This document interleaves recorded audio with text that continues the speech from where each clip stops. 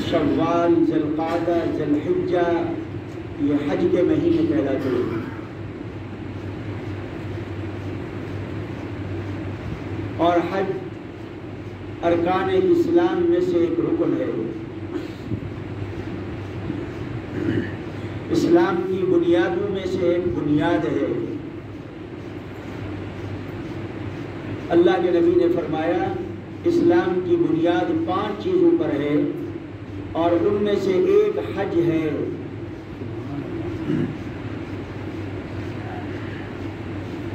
ہر وہ آدمی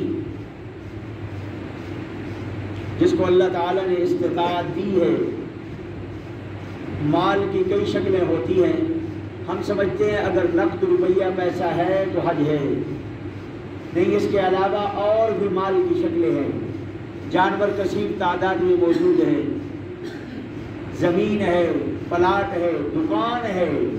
یہ نہ سمجھنا کہ دکان میں جو کچھ پڑا ہوا ہے وہ تو میرے رزق کمانے کا ذریعہ ہے، نہیں، جو دکان میں پڑا ہے اس کا بھی حساب کر کے یہ مال کی شکلیں ہیں، سونے کی شکل میں ہے، چاندی کی شکل میں ہے، مختلف شکلوں میں مال موجود ہے، اور یہ حج نہیں کر رہا تو اللہ تعالیٰ نے اس کے لیے قرآن میں یہ جملہ کہا ہے وَلِلَّهِ عَلَى النَّاسِ حِجُّ الْبَيْتِ مَنِ اسْتَطَاعَ إِلَيْهِ سَبِيلًا، جس کے پاس زاد راہ ہے، استطاعت ہے، آنے جانے کے اخراجات ہیں، پیچھے گھر کے دینے کے اخراجات ہیں، پھر بھی یہ حج کے لیے نہیں آ رہا، اس کے اس عمل کو قرآن کہہ رہا ہے وَمَنْ كَفَرَ اللہ اکبر فَإِنَّ اللَّهَ غَنِيٌّ عَنِ الْعَالَمِينَ، جس کے پاس استطاعت تھی، وَمَنْ كَفَرَ، جس نے کفر کر دیا، انکار کر دیا، یعنی حج کے لیے نہیں آیا، تو اسے بتا دو اللہ سارے جہان سے بے نیاز ہے۔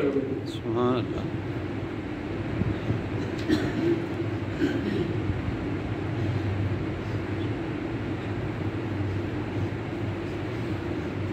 حج کے ایام شروع ہو گئے اور یہ عظیم عمل ہے، ہم جسے کچھ بھی نہیں سمجھتے، یا صرف یہ کہ حج تو زندگی بدلنے کا نام ہے۔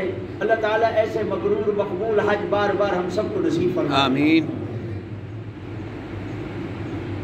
اسلام کی اساس اور بنیادوں میں سے ہے، باقی اسلام کی عمارت تو جہاں ہوگی سو ہوگی، ہم میں سے ہر بندہ دیکھے کہ اسلام کی بنیادوں کا میرے اندر کیا حال ہے۔ اس لیے میرے بھائیو دوستو، حج ارکان اسلام میں سے ہے، بہت ضروری ہے ہر بندہ اس بات کو دیکھے، اور یہ ایک فرض ہے، زندگی میں ایک مرتبہ فرض ہے۔ اگرچہ اللہ کے نبی اور جملے بھی بہت سارے فرما گئے، ارشاد فرما کے چلے گئے، بہرحال میرے بھائیو یہ اشہر حج شروع ہو گئے۔ شوال مکرم یہ حج کا مہینہ ہے، ذوالقعدہ یہ حج کا مہینہ ہے، آگے ذوالحجہ وہ تو ہے ہی حج کا مہینہ، اور یہ بڑے دن ہیں، بڑے عمل ہے، اور آدمی کو کوشش اور قوت اور طاقت خرچ کرنی چاہیے کہ کم از کم ارکان اسلام، اسلام کی بنیادیں تو میرے اندر موجود ہوں۔ انشاءاللہ۔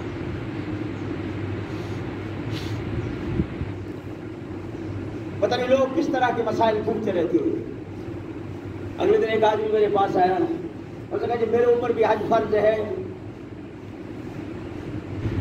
تو میں نے کہا آپ بیٹھو یہاں، وہ بیٹھا، میں نے کہا آپ بتاؤ آپ کے پاس اثاثے کیا ہیں، تو اس نے سارے اثاثے بتائے۔ میں نے کہا آپ پر حج فرض ہے، کہتے میرے تو ذہن میں بھی کبھی نہیں آیا کہ میرے اوپر بھی حج فرض ہے۔ گھر کے ساتھ پلاٹ بک رہا تھا، قرض اٹھائیں گے کبھی مسئلہ نہیں پوچھیں گے، مکان خریدنا تھا قرض اٹھائیں گے کبھی مسئلہ نہیں پوچھیں گے، پتہ نہیں کیا سے کیا کر گزریں گے، اور شریعت کے مسائل میں ناراض نہ ہونا، کوشش کرتے ہیں کہ کوئی ایسی تدبیر بن جائے، کوئی ایسا طریقہ نکل آئے کہ میں اس سے بچ جاؤں۔ اور اللہ کے نبی کیا فرما رہے ہیں؟ اللہ کے نبی فرما رہے ہیں کہ اس وجہ سے حج اور عمرے کو نہ چھوڑنا کہ مال خرچ کروں گا تو غریب ہو جاؤں گا، فقیر ہو جاؤں گا۔ اللہ کے نبی نے فرمایا جو اپنے مال کو حج اور عمرے پر خرچ کرتا ہے یہ کبھی فقیر نہیں ہوگا، میں محمد اس کا ضامن ہوں۔ سبحان اللہ۔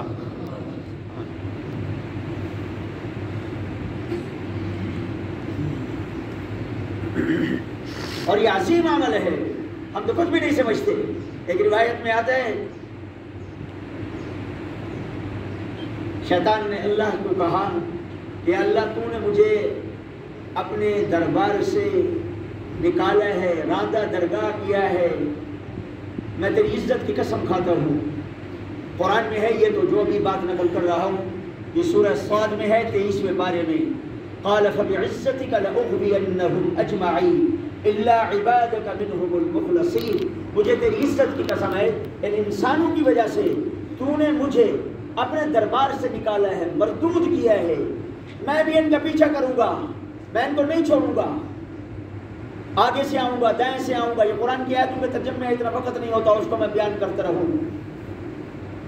لَآتِيَنَّهُم مِّن بَيْنِ أَيْدِيهِمْ وَمِنْ خَلْفِهِمْ وَعَنْ أَيْمَانِهِمْ وَعَنْ شَمَائِلِهِمْ۔ اللہ میں دائیں سے بائیں سے آگے سے پیچھے سے ہر طرف سے آؤں گا اور ان کو گناہوں کی دلدل میں گھسیٹوں گا، میں ڈبو دوں گا ان کو، میں یہ کر دوں گا، میں یہ کر دوں گا، میں یہ کر دوں گا۔ قرآن میں تو اللہ نے یہ جواب دیا، قال فالحق والحق اقول، تیری بات بھی ٹھیک ہے، میری بات بھی سچی ہے، ذرا سن لے، لأملأن منك وممن تبعك منهم اجمعین، میں جہنم کو بھر دوں گا تجھ سے اور جو تیرے پیچھے آئیں گے، میں بھی انہیں جہنم میں گرا دوں گا۔ جب یہ بات کی، اور ایک حدیث پاک میں ہے کہ جب اس نے کہا فبعزتک لأغوینہم اجمعین، مجھے تیری عزت کی قسم ہے میں ان سب کو گمراہ کر کے جہنم میں لے جاؤں گا، تو اللہ تعالیٰ نے فرمایا مجھے بھی اپنی عزت کی قسم ہے، تو ان سے بڑے بڑے گناہ کرانا، میں ان سے ایک عمل ایسا کراؤں گا جس کی برکت سے ان کے ساری زندگی کے گناہوں کو ختم کر دوں گا۔ سبحان اللہ، سبحان اللہ۔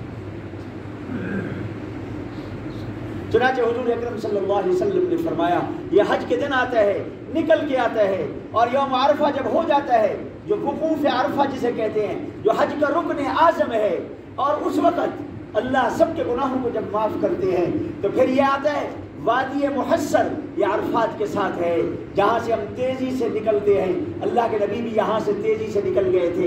یہ وہ وادی ہے جس میں اللہ تعالیٰ نے ابرا اور اس کے لشکر کو تباہ کر دیا تھا یہاں، تو اس پر یہ آتا ہے یہاں اور اپنے سر کے بال کھولتا ہے اور مٹی اٹھا کر حدیث پاک میں اپنے سر میں ڈالتا ہے اور کہتا ہے فلاں کے 60 سال کے گناہ، فلاں کے 50 سال کے گناہ، فلاں کے 55 سال کے گناہ، فلاں کے 40 سال کے گناہ، فلاں کے 70 سال کے گناہ، میں نے ایک ایک گناہ کے لیے جتن کیا تھا، آگے سے آیا تھا، دائیں سے آیا تھا، بائیں سے آیا تھا، پیچھے سے آیا تھا، ہر طرف سے آیا تھا۔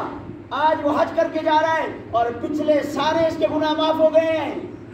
یہ بال کھول کے مٹی ڈال دے اور وہاں واویلا کرتا ہے، روتا ہے، پھر اسی وادی محصر میں بیٹھ کر حدیث پاک میں اپنے آپ کو تسلی دیتے ہوئے کہتے ہیں چلو ان سب کے تو معاف ہو گئے، ابرہ کا لشکر بھی یہاں تباہ ہوا تھا، وہ تو تیرے ساتھ جہنم میں گریں گے، اپنے آپ کو تسلیاں دیتا پھرتا ہے۔ تو میرے بھائیو، حضور صلی اللہ علیہ وسلم نے فرمایا حج اتنا بڑا عمل ہے، جب یہ آخری طواف زیارت کر کے فارغ ہوتا ہے تو اللہ تعالیٰ ایک فرشتے کو بھیجتے ہیں، وہ آ کر اس کے دونوں کندھوں کے درمیان ہاتھ مار کے کہتا ہے فَفْعَلْ مَا شِئْتَ رَجَعْتَ كَيَوْمٍ وَلَدَتْكَ أُمُّكَ، آج کے بعد جو تیرا جی چاہے کرتا رہے، لیکن حج کرنے کے بعد تو اپنے وطن کو اس طرح لوٹ جا، اس طرح پاک صاف ہو کے جیسے تجھے آج ہی تیری ماں نے جنا ہے۔ سبحان اللہ۔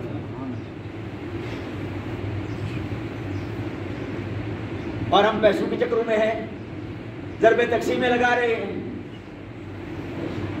آج کل میرے بھائیو حج کے داخلے جا رہے ہیں، ہر بندہ نگاہ ڈالے، جس کے پاس استطاعت ہے، عظیم فریضہ ہے، پتہ نہیں اگلے سال زندگی ہوگی یا نہیں ہوگی، کس طرح ہوگا، بڑی دولت ہے، اور اللہ سے مانگو، یہ کوئی معمولی بات نہیں ہے، اللہ سے مانگنا اصل ہے، اس کے ہاتھ سے قبولیت ہوگی، سارے انتظام وہ خود کر دے گا کہ اللہ میرا شوق ہے، میرا دل کرتا ہے، میرے مزاج میں ہے، میں تیرے گھر آؤں اور حج کا فریضہ مجھ سے انجام ہو جائے۔ کچھ ہمارے بھائی ایسے بھی ہوتے ہیں، عمرے پر عمرے کرتے، ضرور کریں، اس میں کوئی شک نہیں، مگر اس کی بھی کوشش کریں کہ حج جیسا فریضہ مجھ سے پہلے ادا ہو جائے۔ اللہ تعالی ہم سب کو محبوب مقبول حج نصیب فرمائے۔ آمین۔ آج مشقتیں نہیں رہی، ایک زمانہ وہ بھی تھا جب لوگ حج کے لیے پیدل جایا کرتے تھے،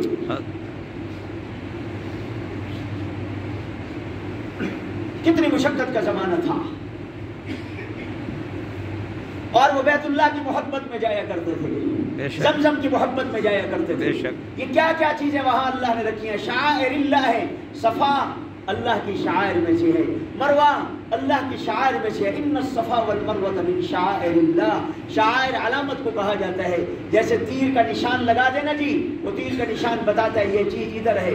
اللہ کہتے ہیں یہ ساری علامتیں ہیں، یہ تیروں کے نشان ہیں جو بتا رہی ہیں کہ اللہ کی طرف رخ کرنے والوں کی زندگی کس طرح کی تھی۔ سبحان اللہ۔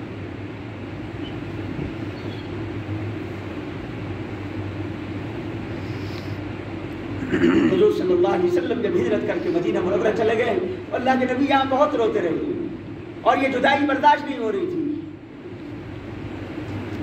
حجر اسود کو چھوڑ جاؤں، زمزم کو چھوڑ دوں، جنت سے آیا ہوا پتھر مقام ابراہیم پر رکھا ہوا اس کو چھوڑ دوں، حجر اسود جنت کا پتھر ہے یہ چھوڑ دوں۔ اللہ تعالیٰ نے اس وقت تسلی دیتے ہوئے حضور صلی اللہ علیہ وسلم کو فرمایا لا اقسم بهذا البلد وانت حل بهذا البلد، لا اقسم بهذا البلد، بلد شہر کو کہتے ہیں، میں اللہ قسم اٹھاتا ہوں مکہ شہر کی، اللہ نے قسم اٹھائی ہے کیونکہ یہ وہ سرزمین ہے جس پر تمام انبیاء کے قدم لگے ہیں۔ حضور صلی اللہ علیہ وسلم نے فرمایا دو کام ایسے ہیں جو ہر نبی کر گیا ہے، ما من نبی الا وقد یرعی الشاة وما من نبی الا وقد یحج۔ حضور صلی اللہ علیہ وسلم نے فرمایا دو کام ایسے ہیں جس کو ہر نبی نے کیا ہے، نمبر ایک ہر نبی نے بکریاں چرائی ہیں، نمبر دو ہر نبی حج کے لیے یہاں آیا ہے۔ سبحان اللہ۔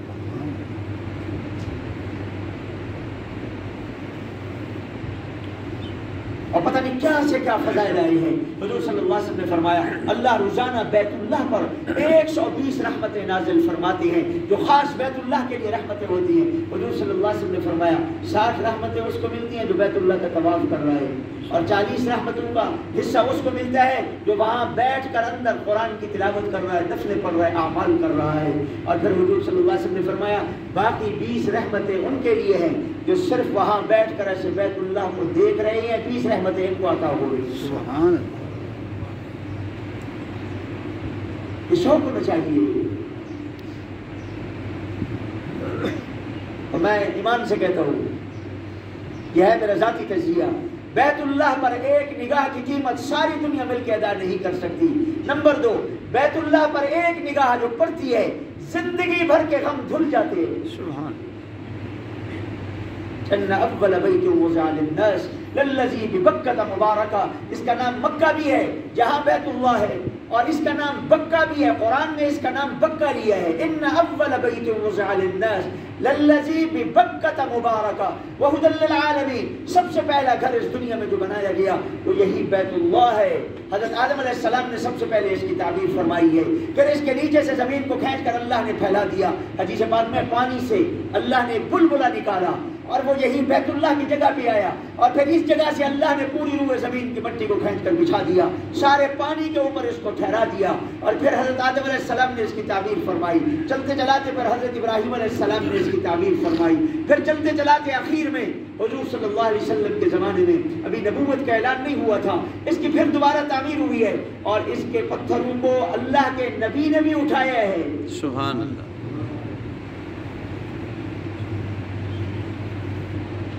مجھے ایک حدیث یاد آ رہی ہے، بخاری میں پڑھاتے ہیں، حضور صلی اللہ علیہ وسلم نے فرمایا میں چھوٹا تھا، بیت اللہ کی تعمیر ہو رہی تھی تو میں بھی پتھر اٹھا کے جا رہا تھا، تو میرے چچا میرے پاس آئے اور انہوں نے کہا تو ہے تو بچہ ہی، یہ چادر اپنی اتار لے اور اس چادر کو اٹھا کر سر پہ رکھ لے اور پھر اس کے اوپر پتھر لے کے آ، تیرے ننگ کا کیا ہے، تو بچہ ہے، ایسے تو خالی سر پر اٹھا کے نہ۔ تو حضور صلی اللہ علیہ وسلم نے فرمایا، میں نے کہا نہیں میں چادر اتار کے مجھے اس سے حیا آتی ہے، بچپن ہے۔ اللہ کے نبی نے فرمایا میں ایسے ہی پتھر اٹھا کے سر پر اور ان حضرات کو دیتا رہا جو بیت اللہ کی تعمیر کر رہے تھے۔ سبحان اللہ۔ تو اسی لیے میرے بھائیو دوستو، حج بڑا یہ فرائض میں سے ہے، جیسے نماز فرض ہے، روزہ فرض ہے، زکوٰۃ فرض ہے، اسی طریقے سے حج فرض ہے، حج بھی فرائض میں سے ہے۔ ایمان لے آئے الحمدللہ، یہ پہلے ارکان اسلام میں سے بنیاد اسلام ہے، نماز کی بھی اللہ توفیق دیتا ہے الحمدللہ۔ اعلی علم نے لکھا ہے جو ارکان اسلام بتائے گئے ہیں ان میں سے کیا ہے، ایک تو وہ ہے جس پر کچھ بھی نہیں لگتا آدمی کا، ایک وہ ہے جن پر بدن لگتا ہے، اور ایک وہ ہے جس پر مال اور بدن دونوں چیزیں لگتی ہیں۔ ہم نے کلمہ پڑھا ہے اس پر ہمارا کچھ نہیں لگا، نماز پڑھتے ہیں اس پر بدن لگتا ہے، روزہ رکھتے ہیں اس پر بدن لگتا ہے، زکوٰۃ دیتے ہیں اس پر مال لگتا ہے۔ پورے دھیان سے سننا، یہ تو میں نے وہ بات نقل کر دی جو طالب علموں کو سبق میں پڑھاتے ہیں۔ کلمہ پڑھا کچھ نہیں لگا، زبان سے پڑھ لیا، نماز بدن لگ رہا ہے، روزہ رکھا بدن لگا، زکوٰۃ دی مال لگا، تو وہ گویا یہ ہو گیا کہ 4 ارکان اسلام ایسے ہیں جن میں سے کچھ پر بدن لگتا ہے، کچھ پر مال لگتا ہے، مگر 5واں رکن جو حج اللہ کے نبی نے فرمایا اس پر بدن بھی لگتا ہے اور مال بھی لگتا ہے۔ سبحان اللہ، یہ دونوں چیزیں لگتی ہیں۔ اس میں سستی نہیں کرنی چاہیے، اس میں غفلت نہیں کرنی چاہیے، مال کے ضربوں اس میں تقسیموں میں نہ پڑو۔ میں کیا عرض کروں، کہنا تو نہیں چاہیے، سچی بات عرض کر رہا ہوں، وہاں بیت اللہ میں جا کے ایسے ہاتھ اٹھاؤ اور نقد قبول کرو۔ سبحان اللہ، سبحان اللہ، ایسے ہاتھ اٹھاؤ۔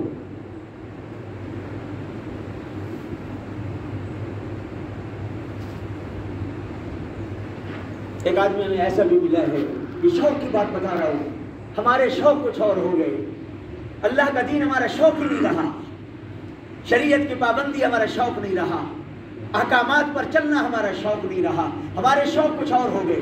مال کمانا میرا شوق ہے، مال پہ مال جمع کر کے رکھنا میرا شوق ہے، اللہ کے نام پر خرچ کرنا میرا کہاں شوق رہا؟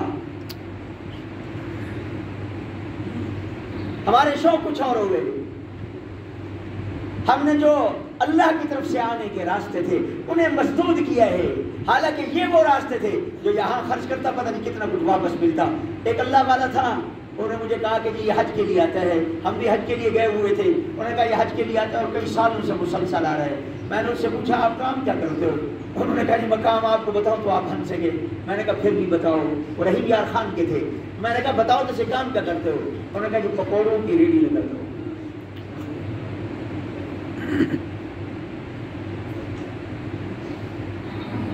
کہتا ہے بڑا شوق تھا، بڑا شوق تھا، میں اللہ سے مانگتا رہا، مانگتا رہا، مانگتا رہا۔ اللہ تعالیٰ نے ایک مرتبہ بھیجا، پھر میں یہاں آیا تو میں اگلے 10 سال کے لیے اپنے آپ کو پھر مانگ کے چلا جاتا ہوں، اللہ پھر بھیج دیتا ہے، پھر میں اگلے سال کے لیے مانگ کے چلا جاتا ہوں، اللہ پھر بھیج دیتا ہے۔ کئی سال سال ہو گئے، اللہ انہیں پکوڑوں کی ریڑھی سے مجھے حج کروا رہا ہے۔ سبحان اللہ، سبحان اللہ۔ میں نے کہا سچ کہا، اللہ کے نبی صلی اللہ علیہ وسلم نے کہ حج اور عمرے کو اس لیے نہ چھوڑنا کہ میں غریب ہو جاؤں گا۔ اللہ کے نبی نے کہا نہیں نہیں، جو حج اور عمرے پر مال خرچ کر رہا ہے یہ سن لے، میں اللہ کا نبی اس کا ضامن ہوں، یہ کبھی فقیر نہیں ہوگا، یہ کبھی محتاج نہیں ہوگا۔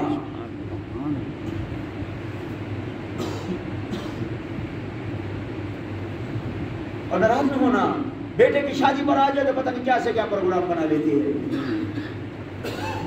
دنیا کے معاملات میں کیا سے کیا پروگرام بنا لیتی ہے، کہاں سے کہاں نکل جاتے ہیں۔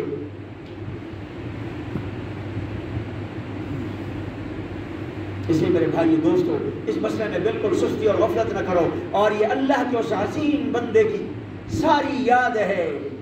حج کیا ہے؟ اللہ کے اس عظیم بندے کی یاد ہے جس نے اپنا سب کچھ اللہ کے نام پر قربان کر دیا۔ عرفات میں آئیں گے، حضرت آدم علیہ السلام کی یاد ہے۔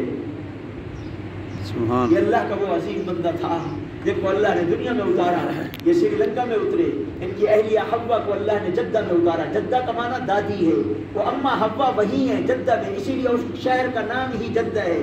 وہ تو جدہ کہتے ہیں، اصل لفظ جدہ ہے، تو یہ جدہ وہاں ہے، ان کو یہاں اتارا۔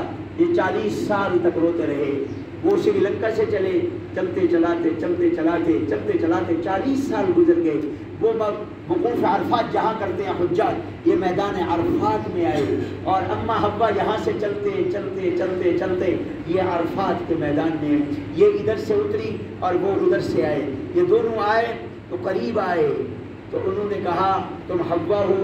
انہوں نے کہا میں حوا ہوں۔ کہا تم آدم ہو؟ انہوں نے کہا میں آدم ہوں۔ تو کہا الآن عرفہ، اب ہم نے ایک دوسرے کو پہچان لیا۔ تو اللہ تعالیٰ نے اس میدان کا نام عرفات رکھا۔ تو اسی میدان میں حضرت آدم علیہ السلام نے ہاتھ اٹھائے تھے، اور ہاتھ اٹھا کر کہا تھا ربنا ظلمنا انفسنا وان لم تغفر لنا وترحمنا لنکونن من الخاسرین۔ بس انہوں نے اسی میدان میں ہاتھ اٹھائے، وہ جو جبل رحمت ہے اسی پر کھڑے ہو کے ہاتھ اٹھائے اور اللہ تعالیٰ سے درگزر کی درخواست فرمائی. اللہ نے رجوع فرمایا اور یہاں ان کی معذرت کو قبول فرمایا. تو ہم نسل آدم ہیں. اللہ کے نبی فرما کر چلے گئے جہاں ہمارے باپ حضرت آدم کی اللہ نے توبہ قبول فرمائی, یہاں جب ہم حج کا احرام باندھ کے میدان عرفات میں آ جائیں گے تو حضور صلی اللہ علیہ وسلم نے فرمایا جو حج کے لیے آیا ہے یہ ہاتھ اٹھائے. جملے ذرا غور سے سننا, یہ ہاتھ اٹھائے جو اپنے لیے کہے اور جو امت کے لیے کہے رد نہیں کی جائے. سبحان اللہ.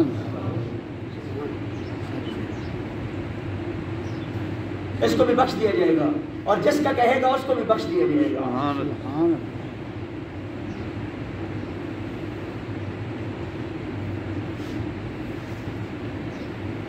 اللہ کے برگزیدہ لوگ تو پتہ نہیں عجیب ہوتے ہیں, ان کے کیا مزاج ہوتے ہیں. ایک اللہ والا میرے ساتھ حج پہ تھا, مجھے کہنے لگے کل وقوف عرفات ہے.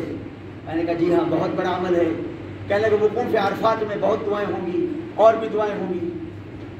کہنے لگے ایک دعا میرے لیے بھی کریں. اب سنو, میں حیران ہو گیا, کیا اللہ نے صلاحیت عطا کی ہے, کیا زندگی ہے. جن کا مطمع نظر آخرت ہے وہ جنت کے راہی ہیں اور وہاں کے لیے جتن کرنے والے ہیں. ان کی زندگیاں کیا ہیں.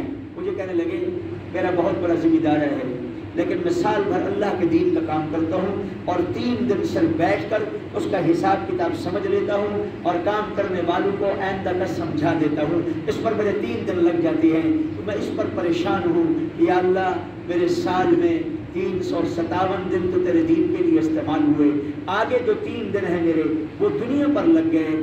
لہٰذا مہربانی فرما مجھے دنیا کے اس جھنجٹ سے ایسا نکال دے کہ یہ 3 دن بھی میرے آخرت کے لیے ہو گیا. سبحان اللہ.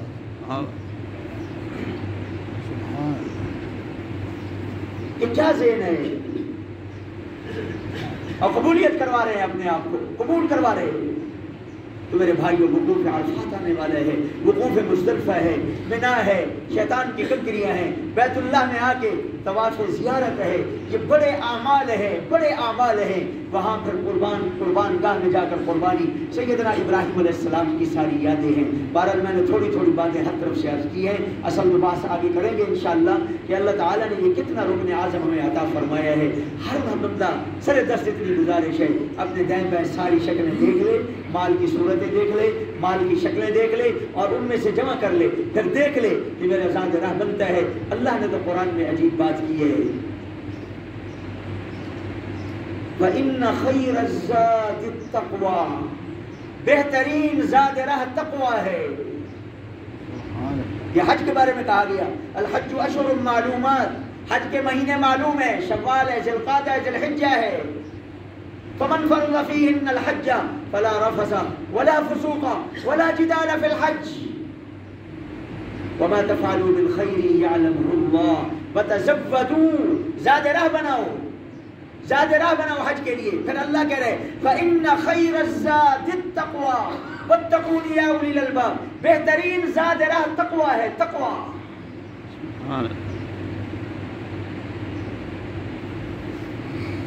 اللہ تعالیٰ ہمیں تقوی بھی نصیب فرمائے, حج کی تیاری بھی نصیب فرمائے, حج کے لیے قبولیت بھی نصیب فرمائے. ایک اللہ والا قافلے کے ساتھ چلا, عجیب واقعہ لکھا ہے اہل علم نے. وہ چلا تو قافلے والوں نے کہا کہاں جا رہے ہو؟ انہوں نے کہا تمہارے ساتھ حج کے لیے جا رہا ہوں. تو انہوں نے کہا تیرے ساتھ زیادہ راہ نہیں ہے, تو ہمارے اوپر بوجھ بنے گا. انہوں نے کہا میں آپ پر بوجھ نہیں بنوں گا, مجھے آپ ایسے چل نہیں دیں, میں آپ کے ساتھ چلا ہی جاؤں گا. انہوں نے کہا عجیب بات ہے, کیسے سے تو بوجھ نہیں بنے گا, ہر ایک کے پاس اتنا ہے جتنا اس کا خرچ ہے, اور پھر راستے میں تیرا خرچ ہمارے اوپر. اس نے کہا نہیں کوئی ایسی بات نہیں, میں صرف قافلے کے ساتھ چلنا چاہتا ہوں. وہ اللہ والا چل پڑا. چلتے چلتے چلتے پہلا دن تھا, ان کے ساتھ چلتے چلتے دوپہر کا وقت آیا. وہ سب بیٹھے, کسی نے ستو نکالا, کسی نے کچھ جو کھانے پینے کی چیزیں تھی اس زمانے کی انہوں نے وہ اپنے لیے تیار کی. تو یہ اللہ والا بیٹھا, آسمان کی طرف دیکھا اور یوں اس نے ہاتھ نکالا, ہاتھ اٹھا کر دعا کی. اس نے آسمان سے ڈول اترا جس میں اللہ تعالیٰ نے اس کی ساری چیزوں کا بندوبست کیا تھا. کہ وہیں بیٹھا, سارے قافلے والوں نے دیکھا اور کھایا, اور جو بچا انہوں نے کھایا.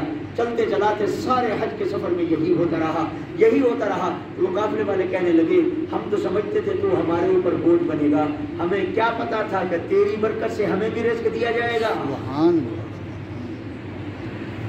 سبحان. ایک بات ذہن میں رکھیں, اس بات کو ابھی جو عرض کر رہا ہوں یہ مسئلہ بتا رہا ہوں, اس کو ذہن میں رکھیں. اہل علم نے لکھا ہے جس پر حج فرض ہے مگر اسے راستے میں آتے اور جاتے ہوئے اپنی نماز کے محفوظ رہنے کا خدشہ ہے کہ میری نماز کہیں رہ نہ جائے، میری نماز کہیں چھوٹ نہ جائے، میری نماز کہیں قضا نہ ہو جائے، میرے ساتھ کوئی ایسا واقعہ نہ ہو جائے، اسے راستے میں اپنی نماز پر عمل نہیں ہے، تو شریعت کہتی ہے ہم حج کی فرضیت واپس لیتے ہیں، یہ حج کے لیے نہ آئے، وطن میں رہ کر اپنی نماز کو سنبھالیں گے۔ اللہ اکبر، اللہ اکبر۔ اتنا بڑا نماز اتنا بڑا اہم عمل ہے جسے ہم آرام سے اڑا دیتے ہیں، چھوڑ دیتے ہیں، بھلا دیتے ہیں، بٹھا دیتے ہیں۔ نہیں میرے بھائیو دوستو، اللہ ہمیں نمازیں، ہمارے روزے، ہمیں حج، نیکی، تقوی سب کو سنبھالنے کی توفیق عطا فرمائے۔